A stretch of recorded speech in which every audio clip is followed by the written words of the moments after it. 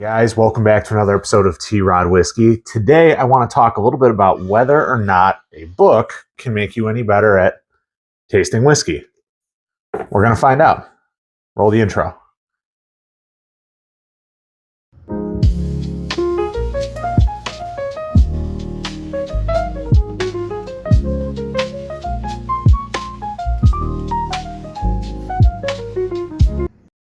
All right, guys, so before we dive in here, I would just like to remind you, go ahead, hit that subscribe button, drop us a like, leave me a comment down below. I'm always looking forward to hearing what you guys think about these videos and what kind of input you want to give us.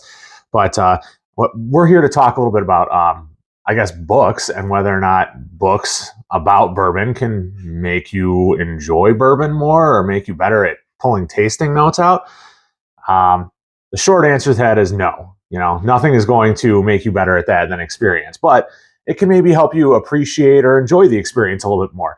Now, I know there's a few of you Johnny Six-Packs out there that enjoy your old number 7. You're saying, you know, oh, books, I left that behind with the 3 R's, you know, reading, writing, and rednecking. Well, don't worry, I got one for you guys too. That's this delightful cardboard book. It's a scratch and sniff, got lots of pictures. You know, you can scratch and smell what barley's like, what cinnamon's like, all that good stuff. Got it on sale at Ollie's. Yeah, for $4. So there's something here for you too. But for the rest of us who are kind of like those whiskey nerds that, you know, you consider yourself maybe a true student of the game, as it were. You want to learn about it as much as you can. You want to throw yourself into it as much as you can. There's a lot of literature out there that can give you a deeper appreciation, not just about bourbon, but whiskey in general. For me, it started, you know, like 4 or 5 years ago with a book called Pappy Land when I really started getting into whiskey. And of course, everybody wants Pappy Van Winkle, right? Everybody wants the Pappy or the Blantons or whatever. And this kind of jumped out at me because, okay, I kind of want to know why Pappy is so special. And it doesn't really answer that question, but it does give you a really, really insightful look into the Van Winkle family and the story of their distillery and kind of why they enjoy whiskeys the way that they do and their approach. So these are usually, I think I got this one when it was like $16. I mean, it's not super expensive. Obviously, there's a lot of you out there that probably think print is dead. I'm not one of those people. I don't own a Kindle. I don't really enjoy reading on electronic devices. I like, you know, books, but this was kind of what started it for me. But the next one I grabbed was by Fred Minnick. And this is, so Bourbon Curious. And this is, it's a tasting guide for the savvy drinker with tasting notes for dozens of new bourbons. This is the 2nd edition. Again, this isn't going to make you guys any better at tasting whiskey. This is just going to help you get a deeper, broader understanding of bourbon as a spirit, kind of its history, where it comes from, and maybe specific approaches to different types of whiskey.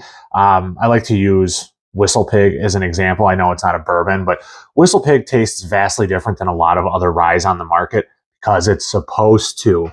It is not supposed to taste like every other rye. It's not going to taste like a Buffalo Trace rye or a Wild Turkey rye. It's a whole different animal. It's an Empire rye. It's made with Empire grain sourced from Canada or from upstate New York. It is supposed to be something different.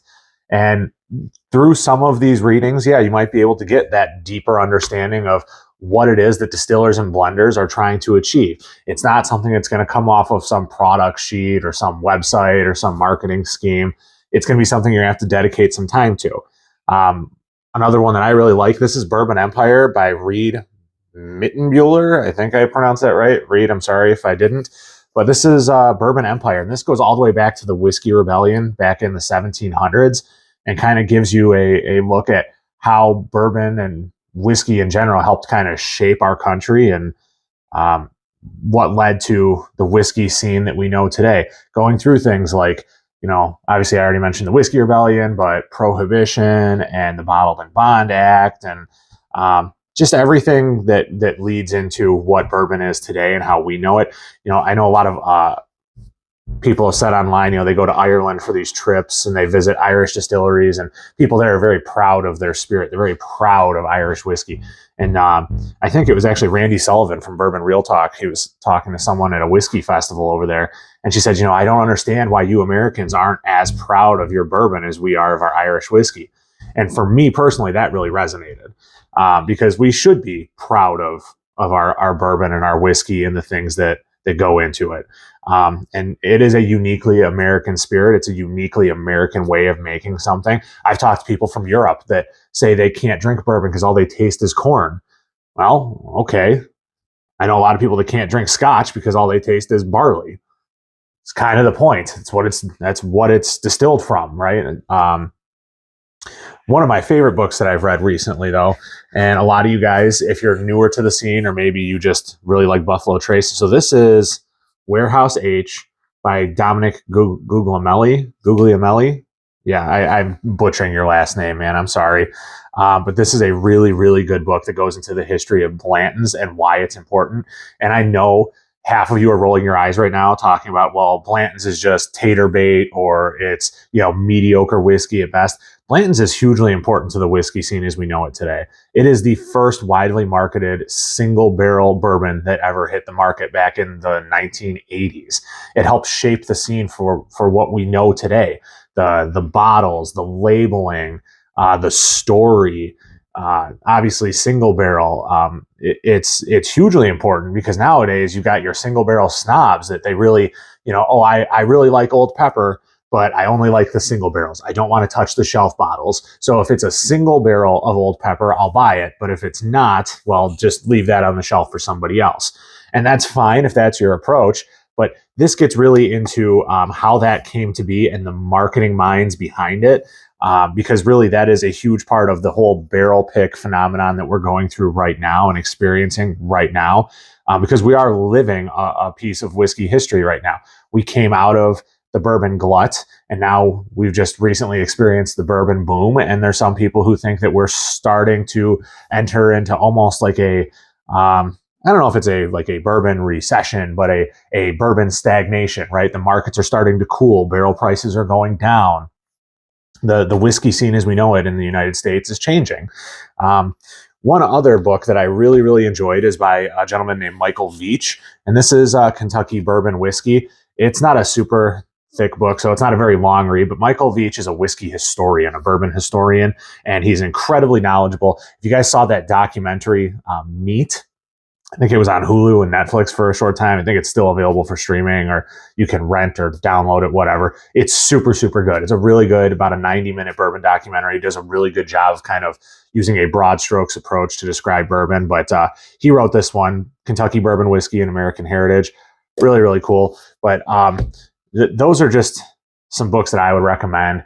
I realize that it's not exactly the popular approach to understanding whiskey or spirits, but for someone like me, I'm kind of, I would hopefully describe myself as slightly academic. I want to know everything there is to know about everything about whiskey. And that's one of the reasons why I started this channel. Obviously, these books are just about bourbon. I do have a lot of scotch. I have quite a bit of Canadian whiskey. I'm actually reading a book about Canadian whiskey right now. And then once that's done, I haven't touched this one, but Tasting Whiskey.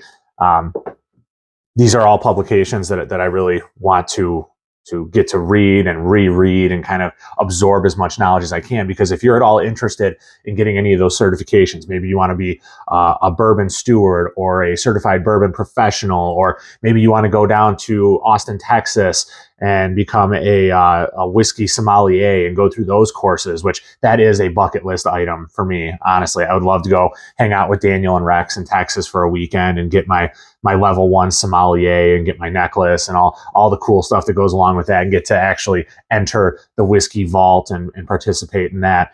But yeah, guys, give these a read, or, just Google, books about whiskey. It's, if nothing else, it's something to do while you sip on your whiskey. But I found them to be hugely informative. I found out a lot of things I didn't know, and it helped kind of debunk a lot of whiskey myths that I had otherwise believed. But yeah, don't take my word for it. Go to Barnes & Noble or whatever bookstore, or go online and check one of these out. I think you might maybe enjoy it. But otherwise, I'll check you guys next time. Cheers.